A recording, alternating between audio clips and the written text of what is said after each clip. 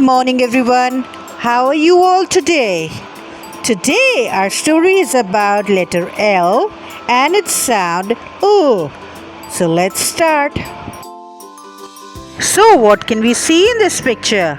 Yes, we can see a lion, a lamp, a ladder, lemon, and a leaf.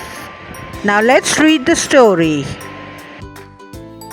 Lemons hung on the tree, and one leaf gently fell down. A lamp stood by a ladder, while a lion watched with wide eyes and wonder. Now let's look at some pictures from the story. Whoa, what is that? Yes, it's a mighty lion. And this is a lemon. What is this? Yes, it's a green leaf.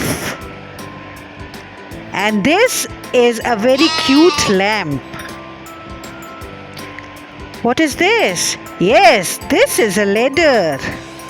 So now we have come to an end to another story. I hope you enjoyed it.